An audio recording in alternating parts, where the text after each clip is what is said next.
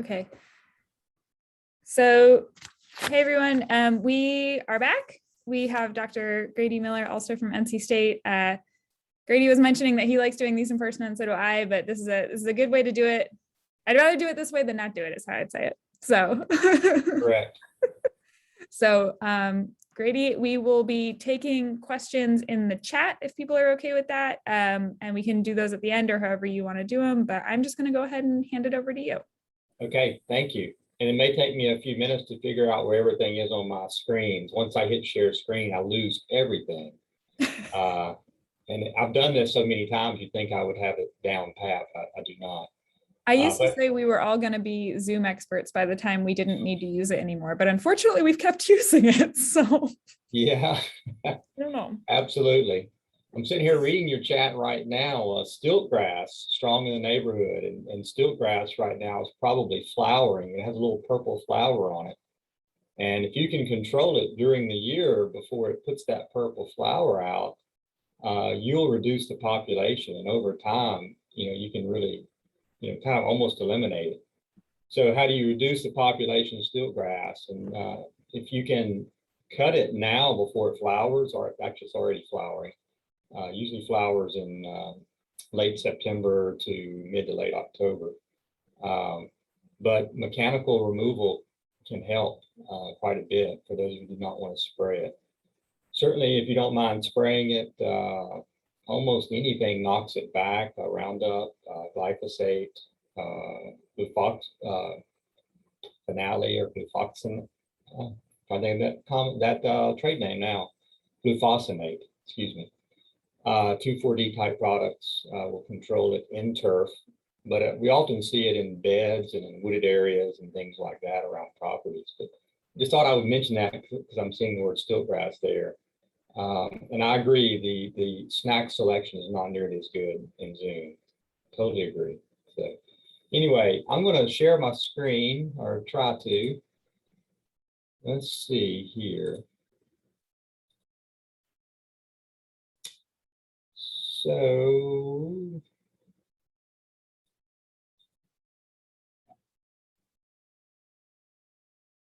Ashley, do you see presentation mode or do you see the screen?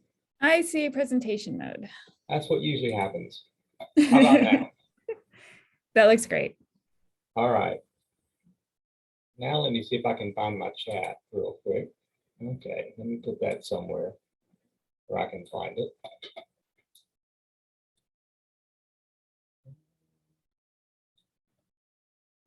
So we're still good with one, right? Looks good. All right, thank you. So what I thought I would do in my time today is talk about turf and lawn update, kind of what's new in turf grass management. So there's been a number of things that have impacted our industry this year from a management standpoint. I'm not talking about diseases and things like that, but just cultural practices and also some things in the market that has caused some issues. So I thought I would kind of highlight some of those and also talk about just some new things on the horizon, whether it's publications or things we're seeing, et cetera. So that is what I will do. And starting off with this slide, this is actually on NC State's campus behind some of our dormitories, not too far from my office. And this was 3 years ago. I think it was 3 years ago. They used to do a lot of overseeding. This is the Bermuda Grass area. And because of COVID, those things were eliminated. And we're seeing a lot of things where in many cases the landscape has been de-emphasized in the commercial area, that some of you in the home spent more time at home and maybe re-emphasize your landscape in the home. And we actually, if we talk to our vendors, they say they've had almost record interest in turf and ornamental type products in the last couple of years. But on the commercial side, we have seen a reduction in some things. Thought this might be an interesting slide just to kind of insert. People say turf is kind of boring and not a lot of color, not very flashy, but I beg to differ. I always look for opportunities to show turf in a little bit different perspective. But I took this picture in the spring of this year. And it's a good good picture to show to a class when they're in front of you, because you can say, all right, what is going on here? What is causing this problem?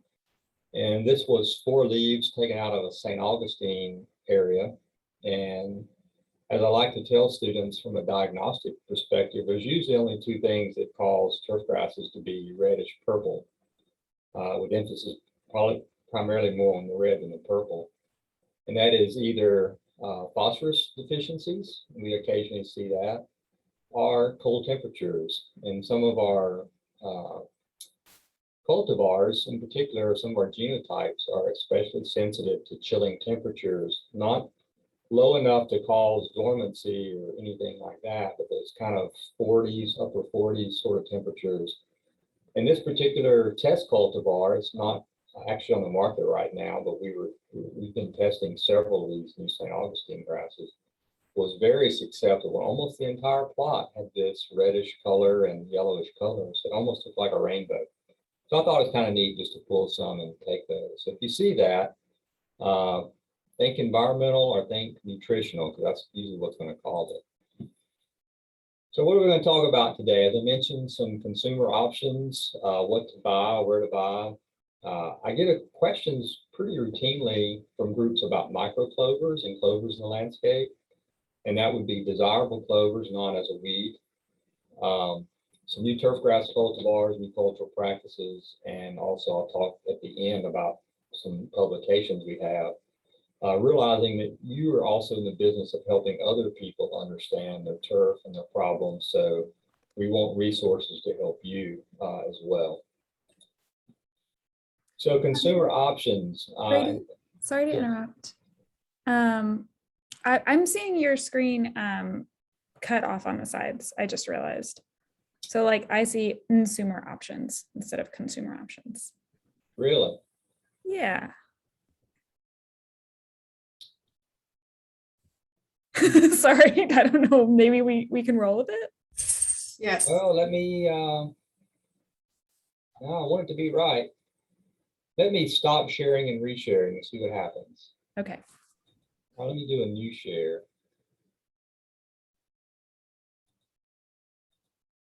Looks like you're in side-by-side mode. Ooh, that Okay. looks good. Did that change? Yeah, Okay. I'm getting thumbs ups. I think we're good. Thanks. All right. Thank you for letting me know. Like I said, display does different things, different computers. So, but if you have a problem, certainly stop, cut in. So consumer options, what to use. And I realize a lot of you probably are not super familiar with everything in the turf grass, market. And I would certainly encourage you to seek advice if you're not comfortable, particularly as you're working with clients. Because you'll get questions about products. If you're not familiar with them, I would probably not suggest you recommend them. But as you as a consumer, certainly, look for opportunities, whether it's through your extension or what have you, for information. And I tell you, buy with a purpose. Don't be drawn into the as seen by TV or as seen in TV or in the back of your magazines or newspapers to buy, products like that, because certainly those are on the edge of being a scam in many cases. So when you want to buy a herbicide, do the research, go into a store and buy a herbicide with a purpose. And I also tell you, be prepared to use it. A lot of people will buy products and call me and say, well, this says I need to apply 2 ounces per acre. How do I apply 2 ounces per acre?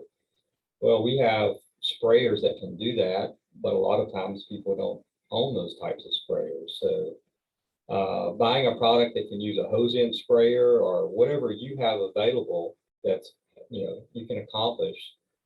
There's a number of products that are available both as a liquid as well as a granular. All if you have is a rotary spreader, then you might want to just buy granular type products. So that's what I mean by be prepared to use. Realize what it's going to take to put that product out or use that product, et cetera. And the same could be said for seed versus sod and some other practices. And we'll talk about that a little bit more later as well. I get a lot of questions asked where to buy certain types of products. And I share local places with folks all the time. particularly the commercial suppliers. And I'm always amazed the number of homeowners that say, I didn't know I could go in there and buy products from that store. So just because, Green Resource sells to golf courses and, large landscape companies, that doesn't mean Green Resource would not, sell to you, or a Site One, or a Ewing's irrigation supply, or Southern Seeds, which is different than Southern States. Southern Seeds is in Middlesex, but these are commercial suppliers that largely sell larger quantities, and that is a downside to using them. Is you're going to get a 50-pound bag of seed. You're not going to be able to buy a 25-pound bag or a 10-pound or a 1-pound. But you can often go in with a neighbor or a friend of yours and split up these larger quantities if you have a smaller yard or don't need that amount of material. But certainly look at the commercial suppliers. They often sell seed cheaper than the big box retail stores. And a lot of that's because of marketing and how it's packaged, but certainly something to consider. We have garden centers, and a lot of our towns are excellent suppliers of products. And I don't know all the garden centers as I move from town to town, as well as I know the commercial suppliers, but certainly you all probably are as familiar with these as anyone. So certainly talk to them, get to know them. The nice thing about these garden centers is often you develop relationships with them, and they may actually supply products at your request. So if you really want a certain type of tall fescue or whatever it may be, your knowledge and relationship with them may allow them to get that for you. And internet options, I'll have a couple of slides on that coming up, but certainly there's almost nothing you can't buy on the internet today, right? So that certainly applies to turf products as well. In the big box stores, don't expect to get a lot of information from them or help. And that's the nice thing about the commercial suppliers and garden centers, is they often have very knowledgeable people that work for them. So use those as a resource as well as a place to buy products. And that's kind of my consumer advice, consumer option that I like to tell people. So if you do want to order products, and this slide here is primarily addressed towards pesticides, which are not for everybody. Some people do not like to use pesticides, but if you have a need for one and not sure where to purchase it, you can go to the internet. I mean, it is a resource for that. The three most common sites that I tend to look at or see and know that people use are these three. And Do My Own, which is the upper left, my Do My Own Pest here, is one that I've actually used personally in my own house. They have a great supply. They evaluate products and ratings, and you can buy just about anything you would want on there, particularly herbicides, but also insecticides and fungicides.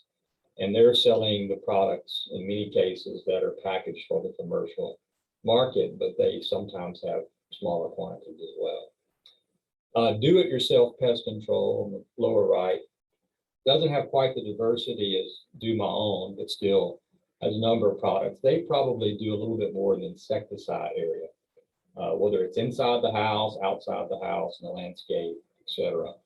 And then certainly Amazon. I mean, Amazon has kind of taken over the supply chain market, and a lot of these products can be purchased from Amazon. I would encourage you to know what you're buying still before you use these, because you're buying in many cases some expensive products and products that sometimes require certain expertise for you to use. That's my spiel on buying products and pesticides. And if you have questions on that, certainly happy to answer those later or in the chat. The next topic I want to hit and cover is micro clovers. And not being in front of you, it's hard for me to poll you to know if you have an interest in these or not. But I do get probably 8 to 10 to 12 questions a year via email and phone calls on micro clovers. And we have tested some of these at our research facility, and I'll share with you a few pictures. You may say, well, why is there an interest in these if you don't know this already? So I listed some pros and cons here at the end or the bottom of the presentation. So, I mean, diversity is a buzzword in our society now that applies to people as well as to our landscapes. But a lot of people like the diversity of plant material. Some people do not like them on a stand of a turf grass lawn, and they, want to encourage other plant materials for pollinator habitat and textures and colors, etc. And the clovers are legumes, so they do fix nitrogen, so you can potentially reduce your nitrogen needs through use of that plant. So what are some negatives? I've only mentioned good things so far, but certainly weed control, and that's not a big deal for some people, but you are going to have a diverse looking landscape. And I'll show you a few pictures in a moment. They tend to be seasonal, and somebody just typed in, are they evergreen? Yes and no. I mean, clovers are generally based on a white clover base. And, if you're driving around the neighborhoods right now, you're seeing white clovers out there now actively growing. But go back in December and January, you're not going to see a lot of white clovers out there growing. They tend to go fairly dormant when it gets really cold in the winter.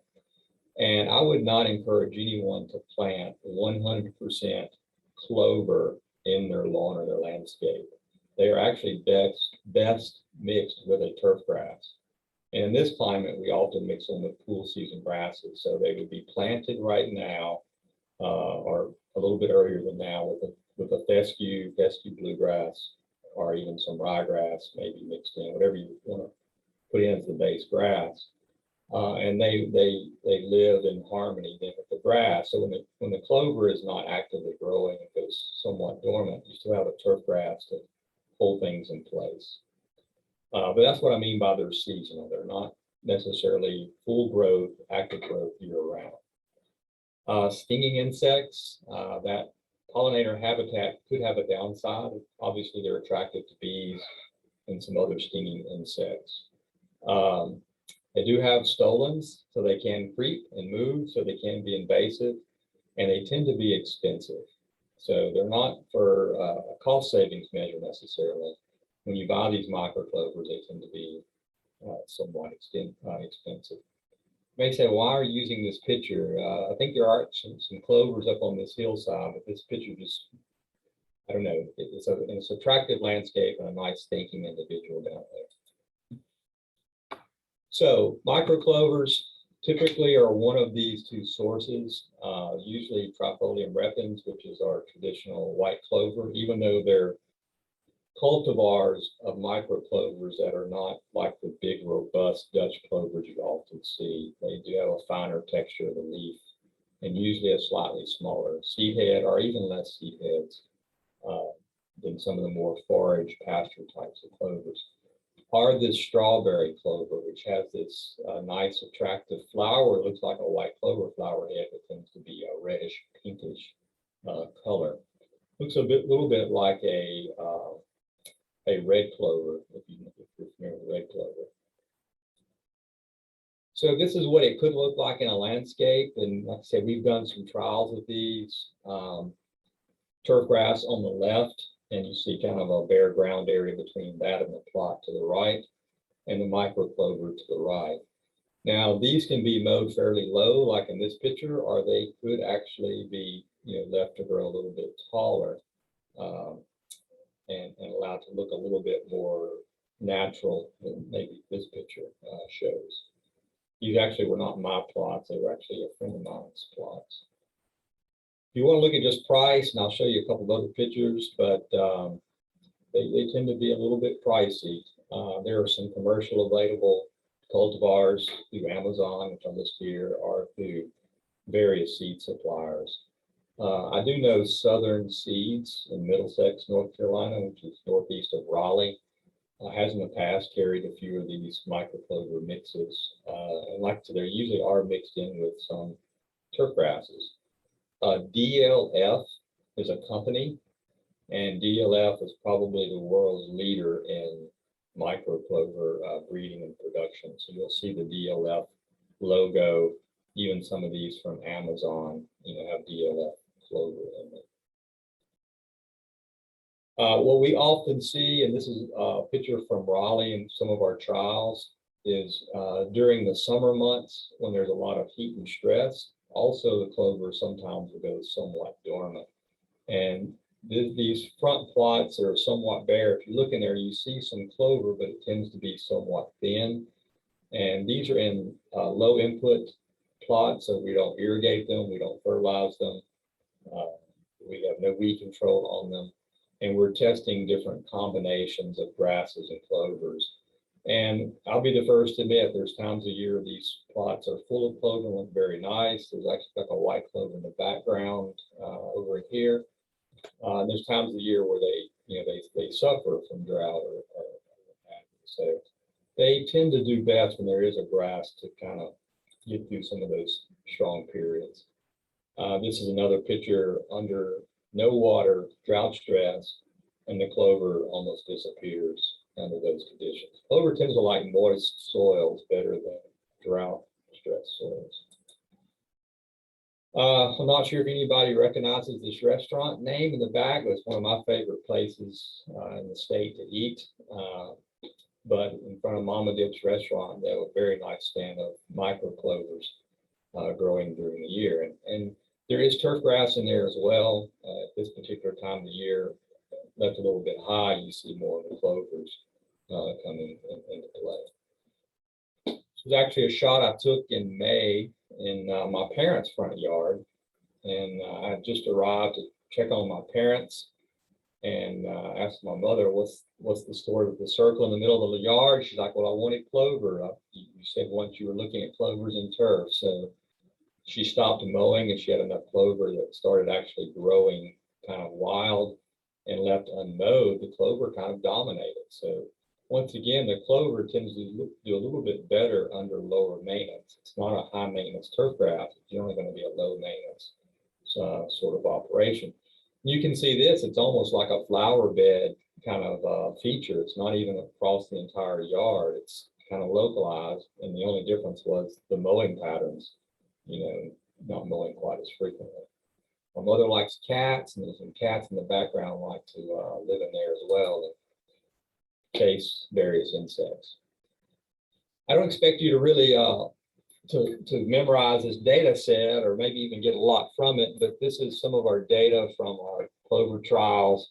And I guess my point is there's some entries in here that are just grasses and some that have clovers in them, but these are in ranked order from the highest quality to the lowest quality. And you can see the highest quality in that trial was actually some of those plants that had micro clovers in it. So there's no doubt that you can have a high quality turf with some of these clovers. So just kind of presenting an option out there to consider if you want to go in that direction.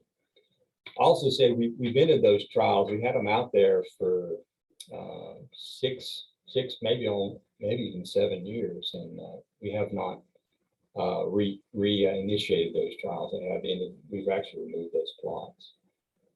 The other question I often get is new cultivars, and this is kind of a double-edged sword because new cultivars in cool season grasses is very different than new cultivars in warm season grasses. In this area of the state, in cool season, we often renovate in the fall and replant, whereas the warm season tends to be a little bit more perennial nature type of plant.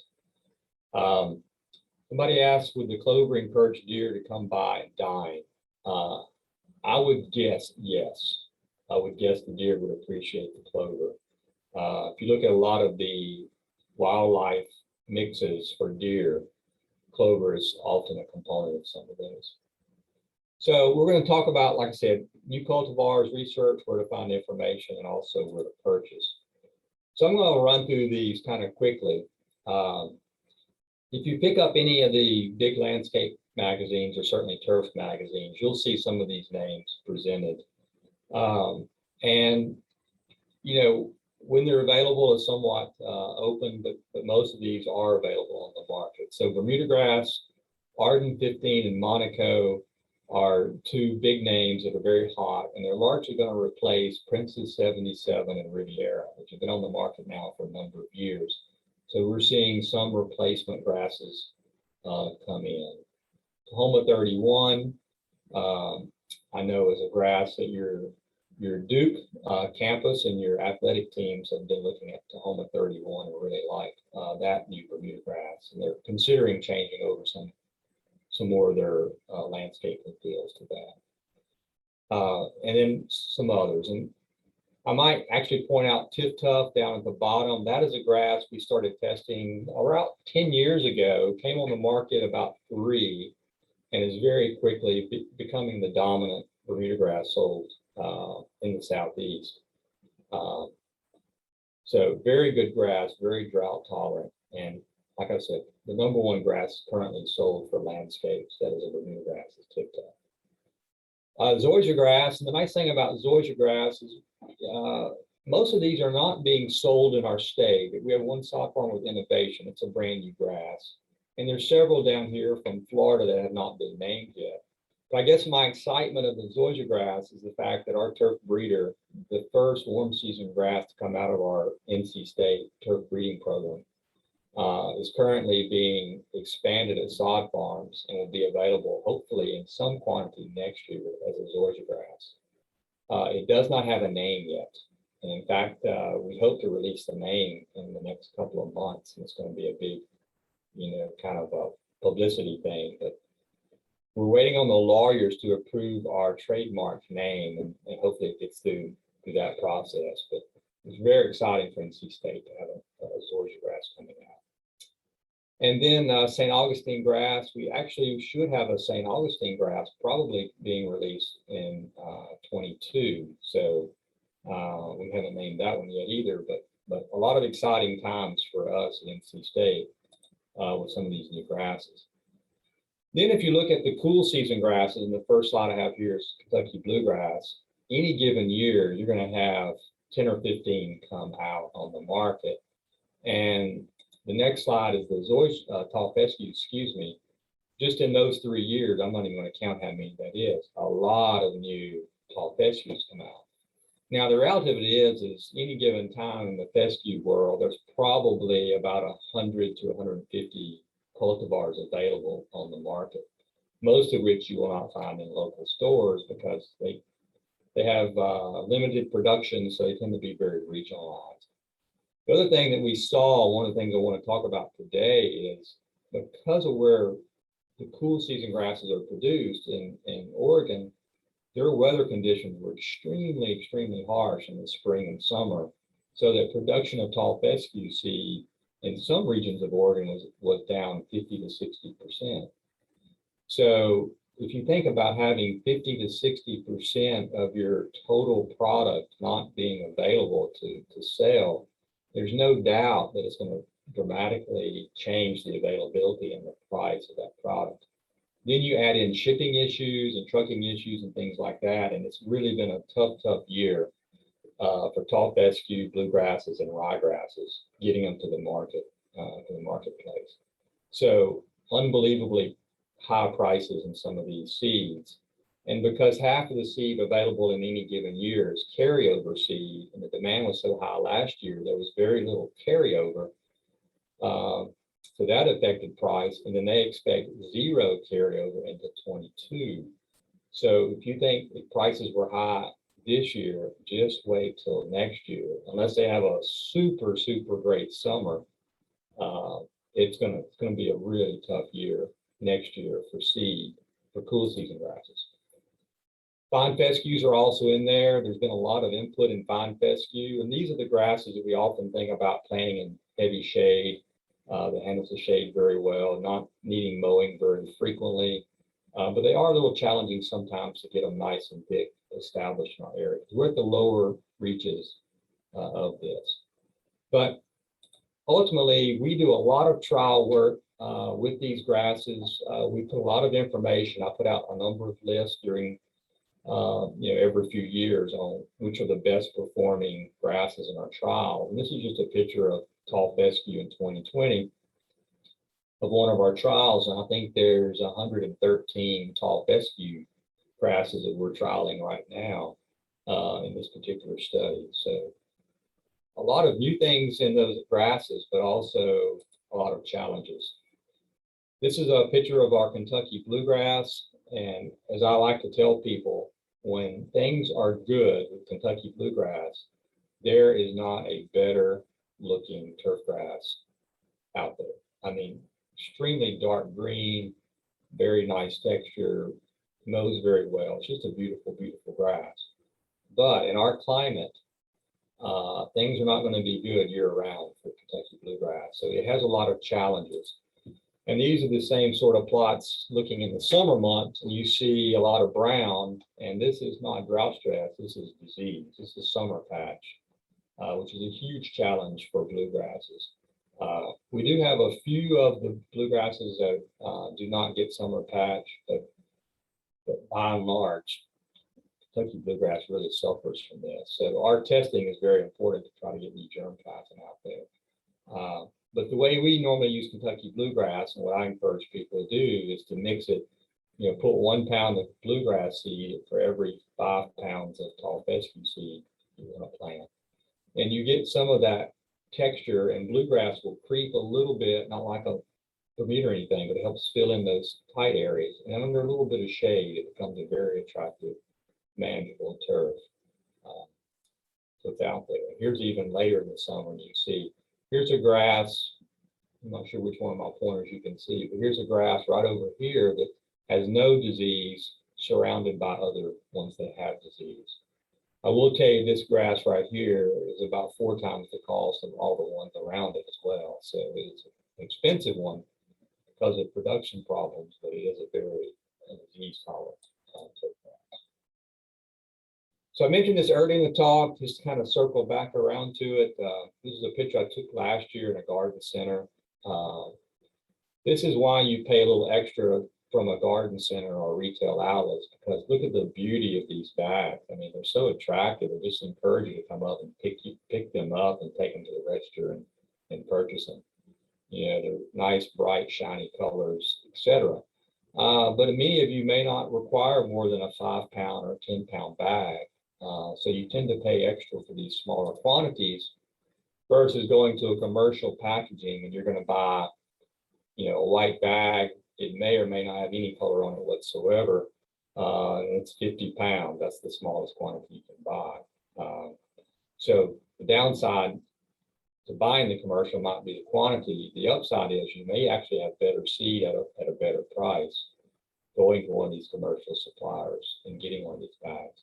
You just may have to have help loading it into your vehicle and getting it out, because I mean, it's 50 pounds, but great opportunities. A couple of things I want to mention very quickly is when you buy your seed, certainly pay attention to the back of the bag more than the front of the bag, or wherever the label is positioned. It's usually on the back. 2 things to look out for in particular. One of them is this coated material. And we've seen this a lot this year, more than normal. We've even seen it in the commercial market, which before this year, we only saw it in the homeowner market. But because of the low seed yield, a lot of the manufacturers are starting to coat the seed because it's cheaper to put something in there, the coating in there, than it is to put the seed in there. But if you're going to use coated material, you're going to have to adjust your seeding rates. So rather than using the 4 to 6 pounds of seed, tall fescue per 1,000, you're going to have to double that, because 50% of that material is not seed. So that's one thing to keep in mind. And we're trying to change our extension publications to make people aware of that issue, is they have to allow for that coating in their seeding rates.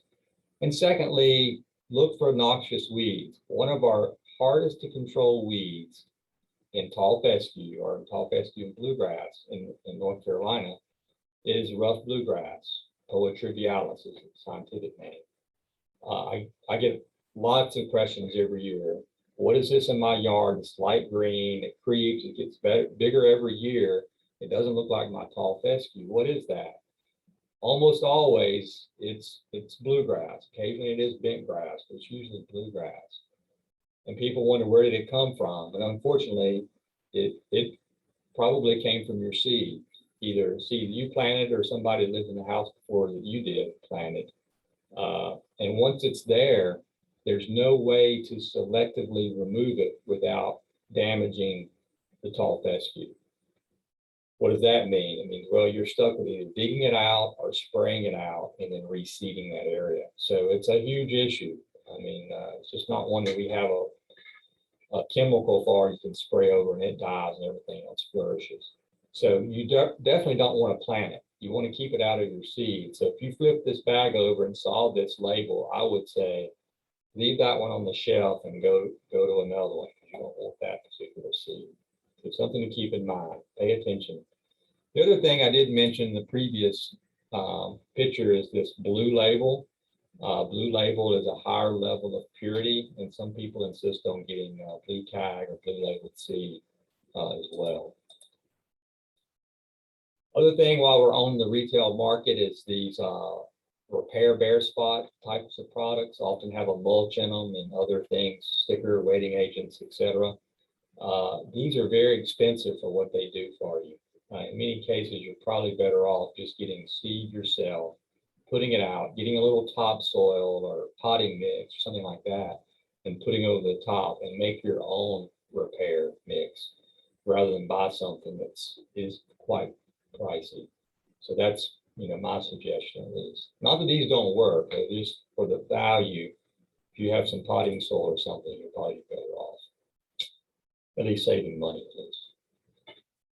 So we talked about retail outlets and where you buy all the seed, but some of you may be interested in sod, or you have clients interested in sod.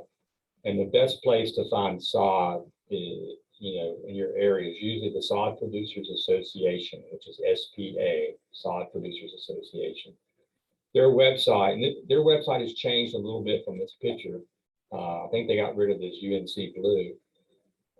But you can go up there and you can type in, a name, Bermuda Grass, Zoysia Grass, etc. Even tall Fescue, which can be seeded, but it's also sold as sod, and do a search, and it will tell you who has the grasses you want, where they're located, or you can search on areas and regions too. But it's a great sod finder.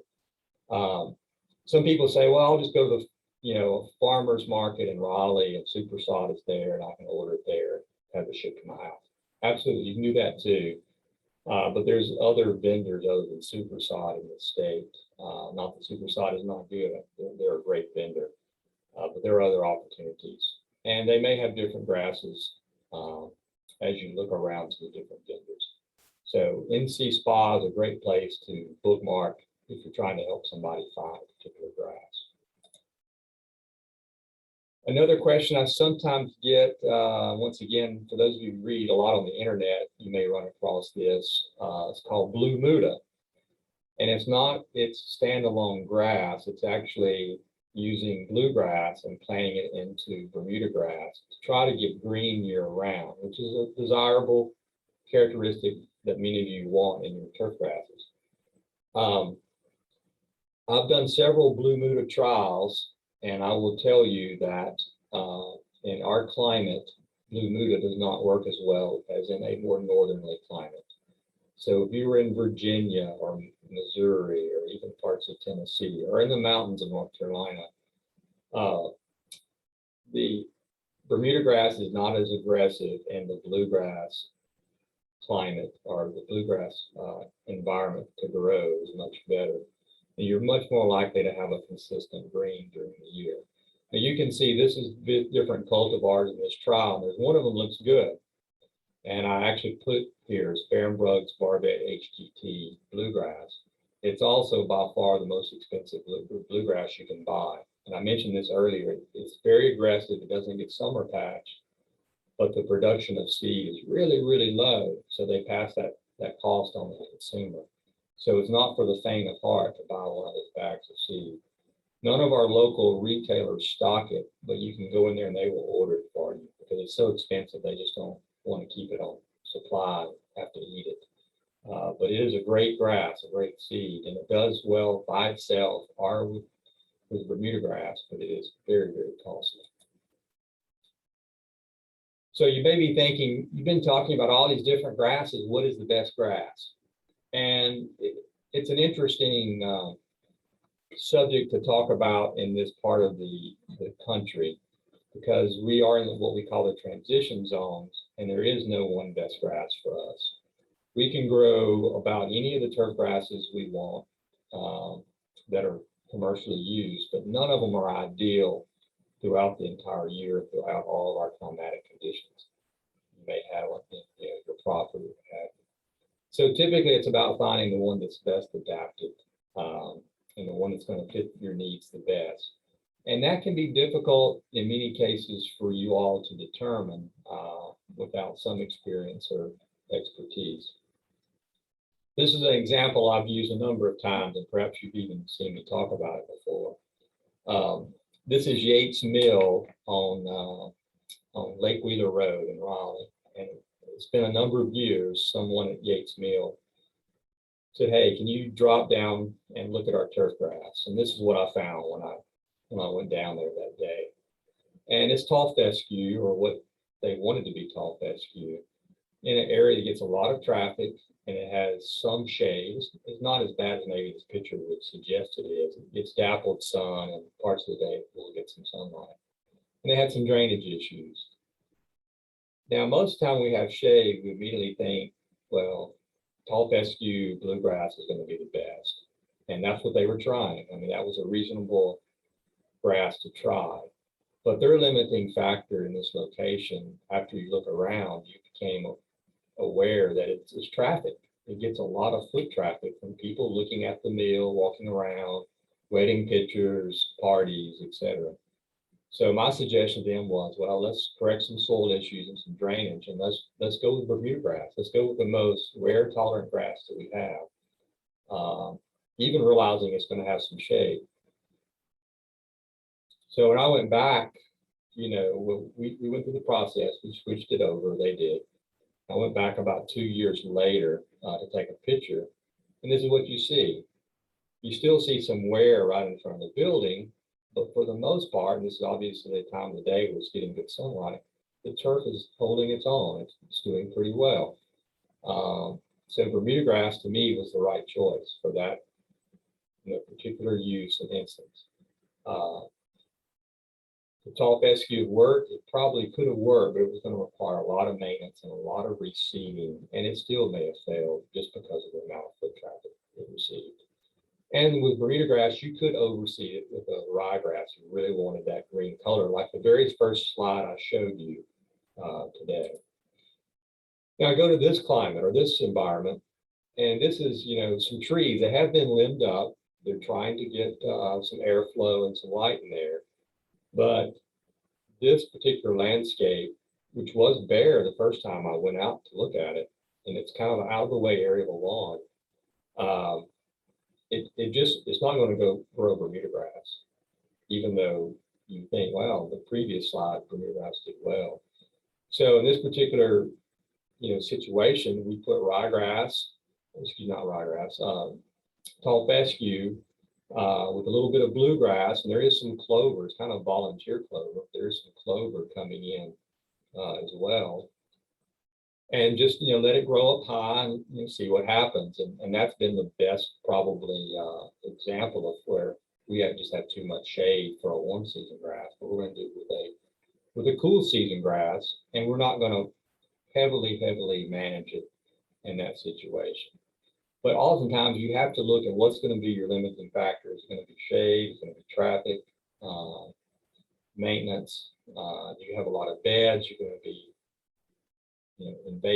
invasive with the certain grasses, and then ask that question, what's going to be a good grass for you. And in some cases, it may not even be a grass or a traditional turf grass. And this is some smaller pictures of areas that are heavily managed, but we end up putting in like a dwarf mondo grass in there. A little slow to get established, to get it thick, but in these particular cases, it's not getting direct foot traffic, so you don't need the wearability of a turf grass, but you still want that look and that texture and maybe that color.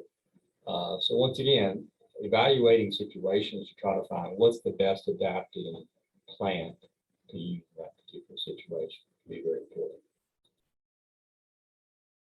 So you may ask, where can I get turf information on individual turf grasses, individual cultivars?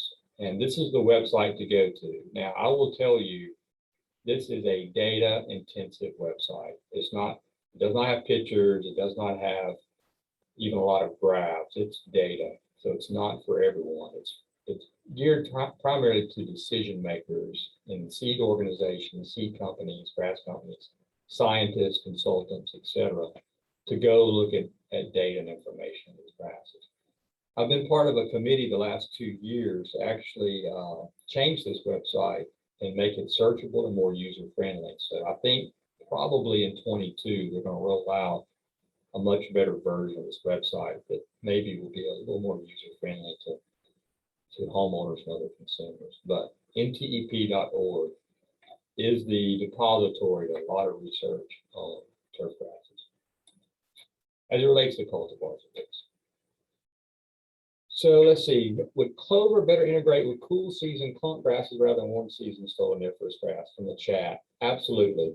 And most of the time we do use more clovers with the cool season grasses because you also establish them at the same time. So if you're going to do a renovation or establishment, those match each other pretty well.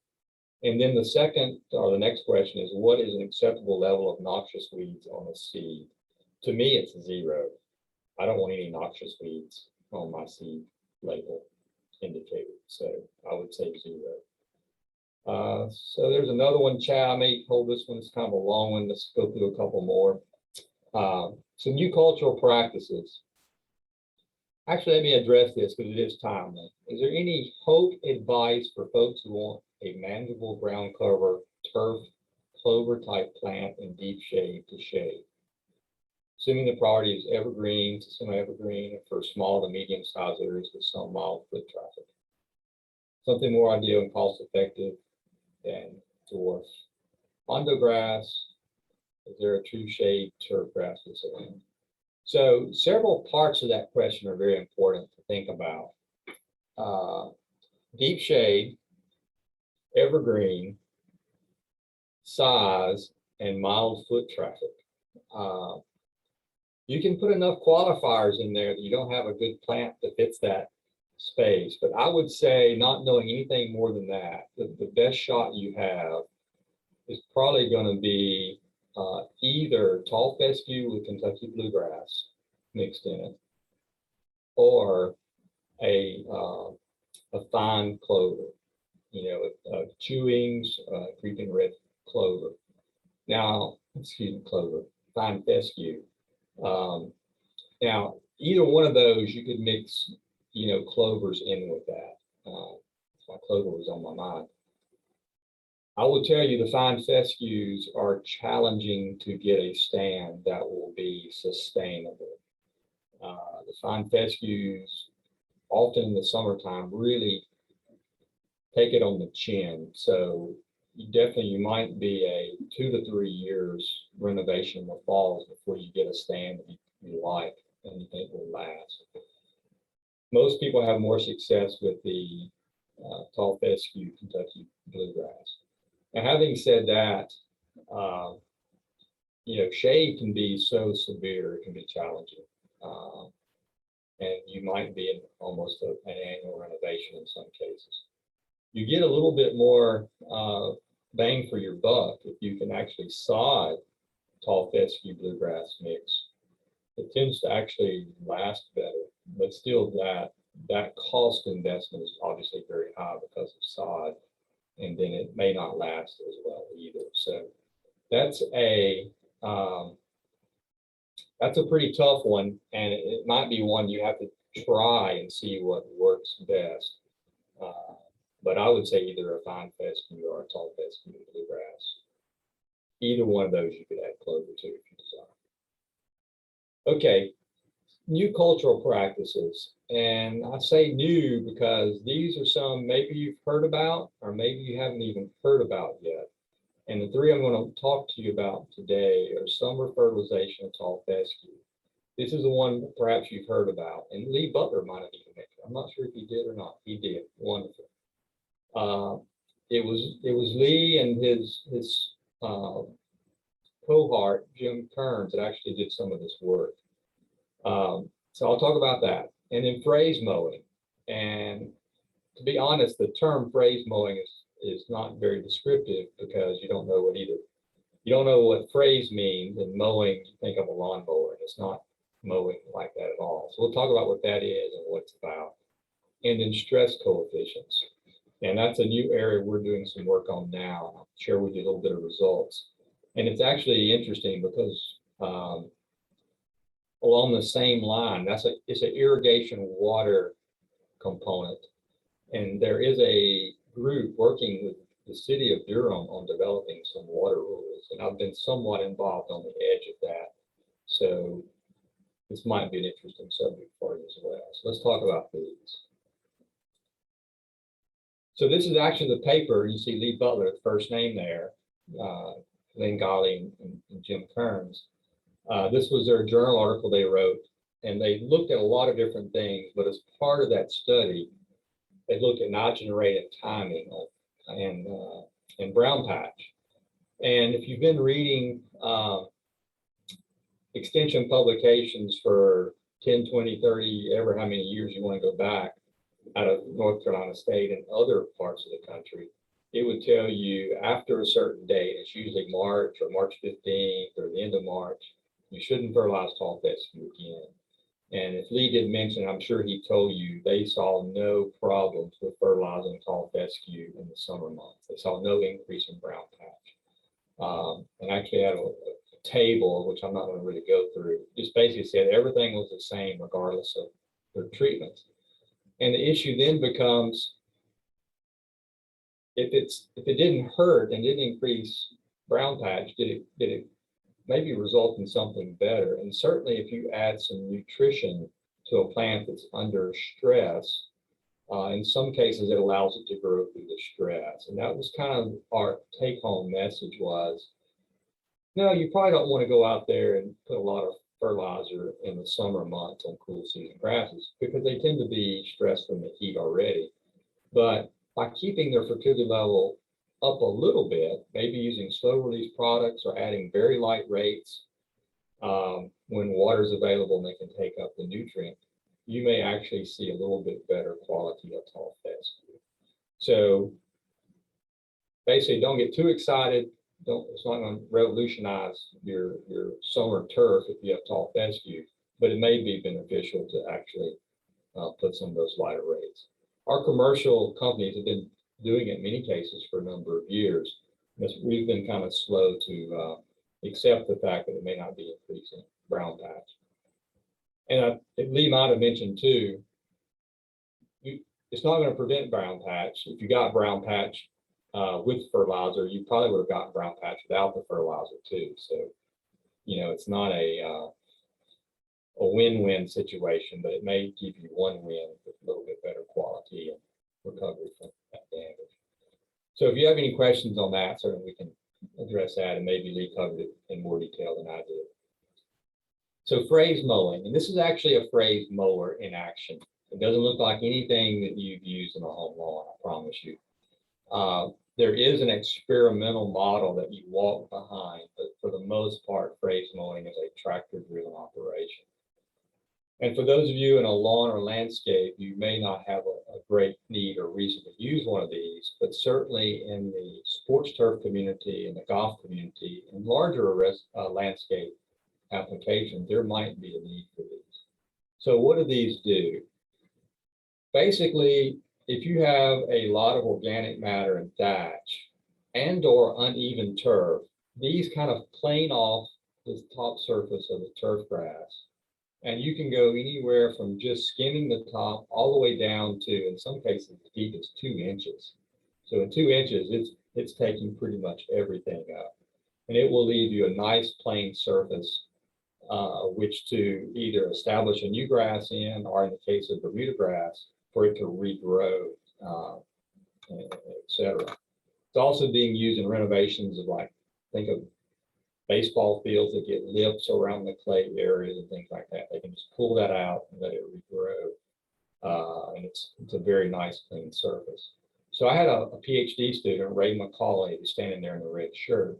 He did a lot of the research on this and has given several talks to a number of groups, but it's a really neat device, relatively new to the United States. And you can see the material it's pulling off the part of that container. And if you look at the picture on the upper right, that's phrase mowing, untreated, 1/4 inch, 1/2 inch deep, and a 1 inch deep phrase mowing. And he looked at recovery times and things like that. And you can see you can get very aggressive or very minor.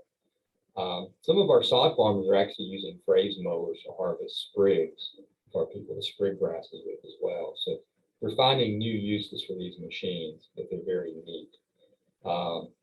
So if you hear the term, now at least you have an introduction to what they are. Just realize that these are becoming much more common pieces of equipment in our turf management scheme. And I do know a few people that have put them in landscapes, but generally they're going to be in bigger turf areas.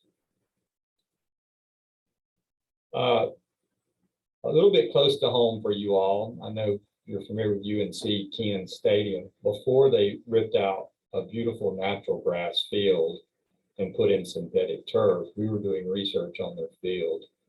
And we looked at water infiltration.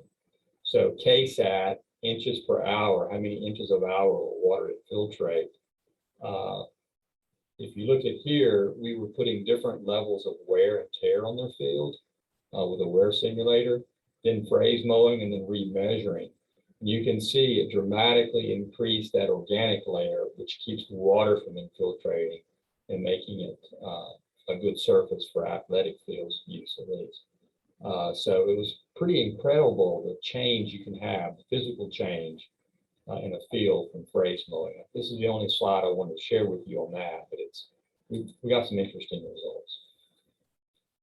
So the last topic before I talk about publications is water requirements North Carolina turf grasses. If you look up publications, it's AG 661, and this is actually a screenshot of the old version. We've actually totally revamped this publication about 4 years ago and looked at how much water is needed by a plant. And not only that, but in the updated publication, we did a lot of the background math, which actually help you set up a controller. So what would your run times be? So this is table 14 looking at run times, and table 13 showed the irrigation requirements or how much water is needed. And then using that data and knowing your application rate. So if you have an irrigation system applying 1/2 inch an hour, 3/4, or an inch to either a cool season turf or a warm season turf, here's how many minutes to set your controller to run if you're going to do it 3 times a week. So 3 times a week, 14 minutes, in April, etc. You can see in October, we wouldn't be running irrigation that much. So we spent a lot of time going through 30 years of weather data to look at what would be a reasonable, average for 30 years of conditions in each of these months. And we did it, we conducted this work or this evaluation for about 15 locations in the state. So it'd be different if you were in Raleigh versus Wilmington versus Greensboro, Asheville, etc. And each of these locations have an individual 2-table setup for irrigation requirements and then run times. So if you want to look in that publication, it really, the new publication with this additional table will really help you set up your irrigation systems. Now you may say, well, how do you calculate irrigation requirements? And there's a formula down here, which may not mean much to you, but the evapotranspiration that's actually used is calculated by using a crop coefficient times the calculated ETO, or the calculated evapotranspiration. And that's calculated based on 30 years of weather data. So we do research on these KC values as a correction factor. So we use that to correct the weather, data that we've used to calculate in this case, it would have been table 13. So that equation at the bottom is very important to help us do that calculation. And that doesn't mean you can't have a wet year or a dry year. You may need to change these. These are just based on 30 years of averages. That KC value is actually a highly coveted value by water purveyors. So if you're a water purveyor, you want to allot water to homeowners or what have you. You want to know how can different plant material adjust to a calculated ET, so we know how much water to allow people to use. And that's what we've worked a little bit with this consulting engineering company that's working with the town of Durham and looking at some of their water allocations and also planning for the future of growth and things like that. And that's a pretty standard research topic that's often repeated in different areas of the country, calculating KC values and ETC values to help predict water needs. So that's a great starting place, but as I work with turf breeders and plant breeders, we realize that a lot of these plants, this plant material, is much more drought tolerant than we give it credit for. So the question becomes, how low can you go and still maintain quality turf grass in this case? So this particular student, Corey Ketchum, he's an active student right now. He's looking at a stress coefficient. So instead of a KC value, it's a KS value. So it's not a crop coefficient, but it's a stress coefficient. And he's standing in his research area. We have 2 of these rainout shelters, so we control all the water that goes onto these lysimers, which are normally in the ground. You don't see them. He's pulled them out for this picture. But using these closed systems, we can actually evaluate how much water is lost in these systems. So some preliminary data, if you look at this equation, not only do we have the KC times the ETO, but we have the stress coefficient. So the stress coefficient would further reduce the amount of water that this plant can use. So a larger number would be less water conservation. A lower number, 0.80 versus 0.98, would have a higher water conservation. And we mentioned this tiff-tuff earlier. This is the dominant grass that's taken over, sales of Bermuda grass, and tiff-tuff is highly drought tolerant. It's got a very low KS value. So by producing these, we can help the plant breeders actually evaluate their drought tolerance to germplasm. And we could even use this to schedule irrigation if it came down to it. So if you hear a stress coefficient or even crop coefficient, this is kind of what that's all about. And like I said, there are people in Durham right now very interested in this concept. So the last topic for today, if you haven't been to turf files, certainly become familiar with turf files. And I actually probably should do a new screenshot, because as you look down this red bar, the very bottom one, which I cut off, unfortunately, says publications. So if you go to turf files and go to publications, that's where most of our extension publications associated with turf, that's where they're located. The other areas, this news and updates, this is constantly being updated. You can sign up for alerts. Let's see, I cut off alerts. Here it is, register for email alerts. You can register for those, and we can send you an alert. So some of these are what we call alerts here. So you can learn more about timely information, whether it's army worms or pre-emergence or drought or too much water. Those would be sent to you. So just to illustrate, we have a lot of publications for you all in the turf arena. And the nice thing that started just a few years ago is putting expiration dates on turf publications. So we're in the process that really started this year of systematically updating most all of our publications across the board. So when I say a lawn maintenance calendar, there is a tall fescue lawn maintenance calendar that has been updated to reflect the summer fertilization. So we have those for each species. It doesn't matter which species of lawn you have, we have a lawn maintenance calendar for those. Carolina lawns, fire ant control, pest control guides. The 2021 pest control for professional turf managers, I actually just proofread that this morning for 2022. So that will be printed, another month or so. But a large number of publications there for you to look at and use. They can be downloaded or viewed on your screen. Extension Gardener Handbook is not on that website, but certainly what a great publication for you all to have. Well beyond just Chapter 9 turf, but a great publication. So some of the ones that are brand new and updated, and I actually need to change this because the 2022 will be available in just a few months. The organic lawn care, if you haven't seen that one, that might be one you want to check out. In many cases, I actually like the organic lawn care better than Carolina lawns. We included a little bit more information in a few sections. Eventually, we'll probably go back and add some of that to Carolina lawns. Here's one of those lists of top performing cultivars that I mentioned earlier. The lawn maintenance calendars are, all of those are new, except for I think one. I have one left to update. I have several water quality quantity publications that I'm working on right now. So those will be up there eventually. And nematodes and turf is a new one that is up there.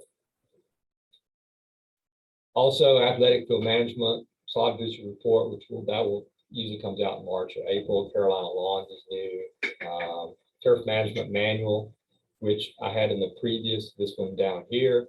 We hope to have that updated sometime in 22. It might even be 23, but in the next couple of years. Another one that's brand new, which is not updated, but actually brand new, is this dogs and turf interaction. So if you get questions about how to deal with lawn spotting from dogs, or what's causing the problems when we see these spots in the lawns, etc., we have a lot of information. Also, is it a problem if my dog is eating grass or eating turf? We address that in that publication as well. So check that one out if you haven't looked at it yet. It's only been up there a few months, but it is a new publication. So I think I've already addressed some of these, but let me go ahead and mention them real quickly again. Some recent questions is seed availability and cost. As I mentioned, it's a tough one in this year, but it's going to be even worse in 22. And I've had a few people say, seed's too expensive right now. I'm going to wait and renovate in the spring. Don't do it. Spring renovation of tall fescue is very successful. It rarely ever gets mature enough to last through the summer heat. So I don't encourage spring renovation. If you were living in Madison, Wisconsin, I would say don't fall renovate, spring renovate. But in Raleigh, North Carolina, we need the fall period to get it some maturity so it lasts through the summer months. In Wisconsin, they're worrying about it lasting through the winter months. So it's a totally different situation from where you're located. Other recent questions, lawn burrweed, a recommendation for lawn burrweed, atrazine in October and March as far as control. So once again, some of these summer weeds that you see, if you plan ahead, you can get rid of them before they become an issue. Annual bluegrass, it's germinating right now. So if you haven't put down a pre, it's really too late to do that.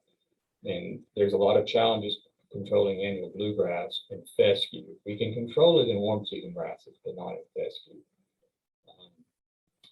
Summer sodding and removing old turf grass. So this question comes up during times of the year. So if you want to sod in the summer, how do you remove the grass, or when do you remove the grass? And certainly you want to prep the ground in advance of when it's being planted. So we could talk about several things there as well. Aeration timing, once again, we're a little bit late now, probably talking about this here almost in November, but we generally aerate cool season grasses in the fall. Warm season grasses would be aerated in the summer months. So different timings, whether it's a warm season like Bermuda or Zoysia versus cool season. I will also add, because I get this question, we aerate tall fescue every fall, but I don't see people aerating warm season grasses every summer. And the reality of it is our warm season grasses are often not aerated every several years. It's not necessarily a yearly renovation, even though we have enough compaction of some of our soils that would benefit from it. In many cases, the renovation every fall for tall fescue is as much about providing a good place for seed to grow as it is to alleviate compaction and controlling thatch. So that kind of confuses some people some of the time. The other question, if you've never attended one of our field days, we took a year off because of the pandemic. We actually very nervously had a field day this year. It's always the second Wednesday of August. So this year was the 11th. I haven't even looked at the date for 22. But it is a great opportunity to come out and see a lot of turf research. That is a crowd. I think this year we had about 630, which is about 100 less than what would have been normal. But still, that's a lot of people. We didn't do any on-site registration. We did a few things to kind of keep people a little bit better separated than what would normally be. But look for that date. This is a picture of some of my research actually at our Lake Rita farm taken last winter. That's only about maybe an acre of our probably 2 or 3 acres of our 30-acre research farm. So it's a rather large expanse there on Lake Rita Road, just up from the Yates Mill. And with that, just recapping 3 web addresses that I used today, the ncsod.org. If you didn't get that, that's where you locate the sod in North Carolina. The ntep.org, that's once again a data heavy website looking at all the different grasses, and then turf files, which I have mentioned before. And then my email address is at the top if you have any questions for me. So let's stop sharing my screen so we can see each other a little bit better. That was great. Yeah, I haven't seen any new questions come through since Logan's, but that was the section on micro clover, especially. We get so many questions about alternatives, and makes me feel even better about the clover that's just kind of naturally taking over my fescue. Yeah, if it gets started, it will spread. Yeah. There's no doubt about it.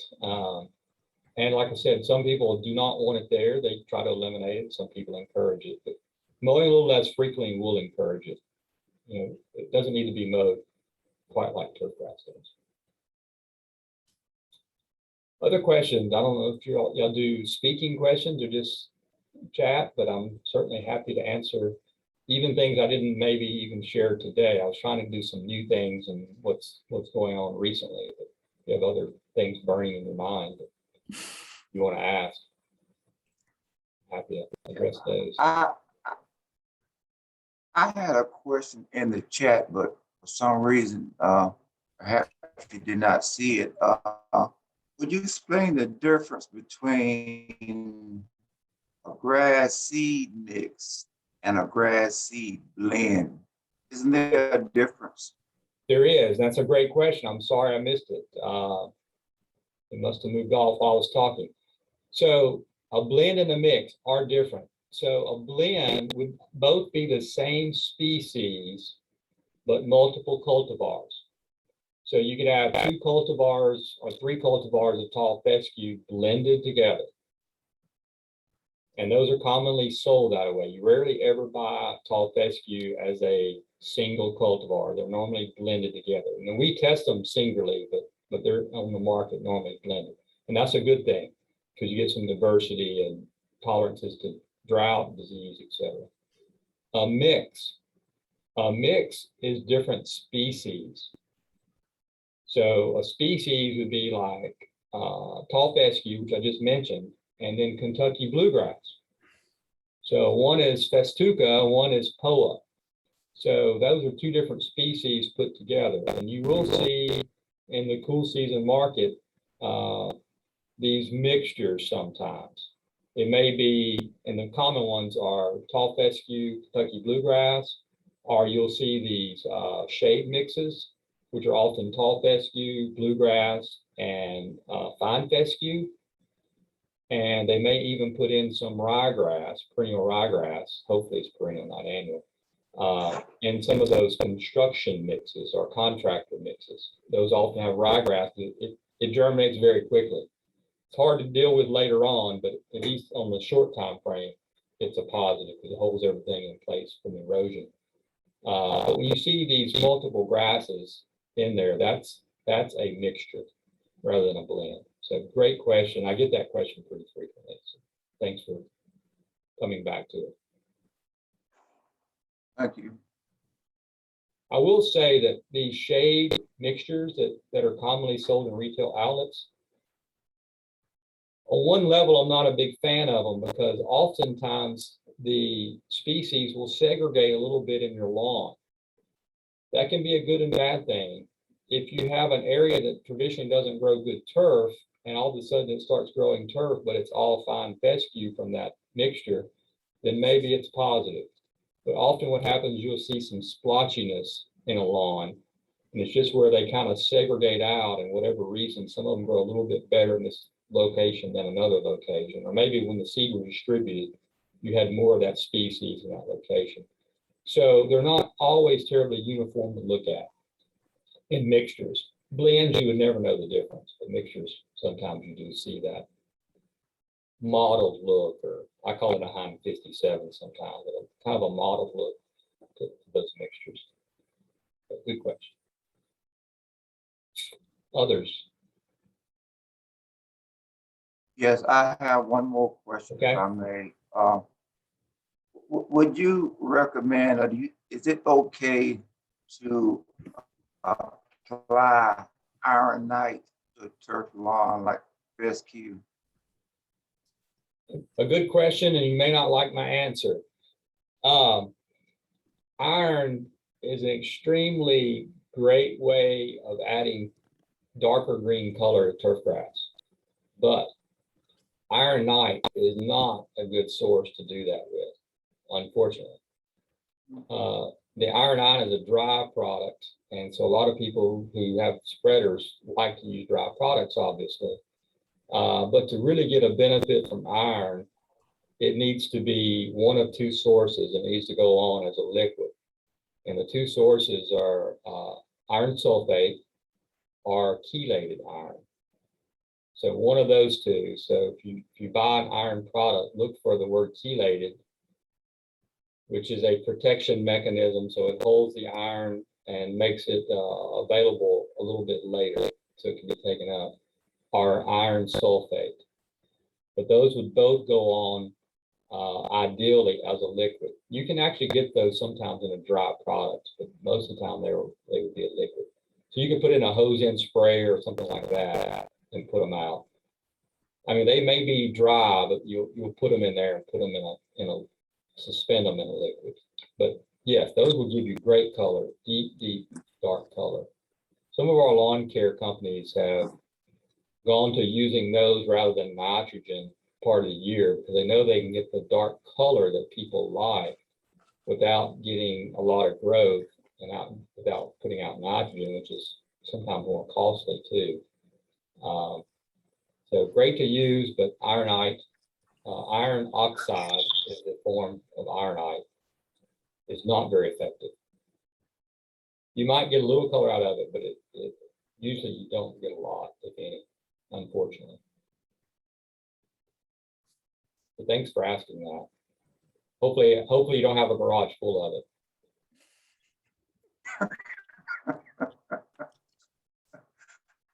Thank you. You're welcome.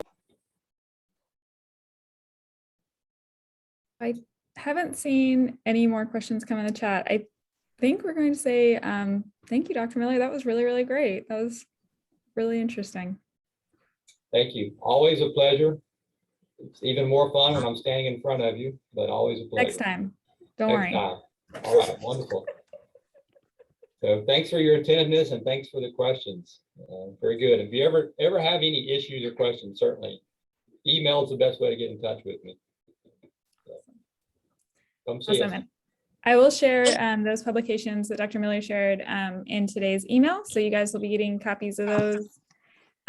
So you'll be set to go. And then I just want to remind everyone, keep an eye out for the October 30th Pollinator Garden Workday. If you're able to attend that should be fun, kind of a morning thing. You can come for part of it. Don't worry. You're not totally locked into the whole time. We just like to see if you're available, and the social that'll be November 4th. So with that, I'm going to say, let's reclaim a half hour of our life. And if you have any questions, just email me, let me know. Bye, everyone. Thank you all. Thank you. Have a great weekend, everyone. Thank you.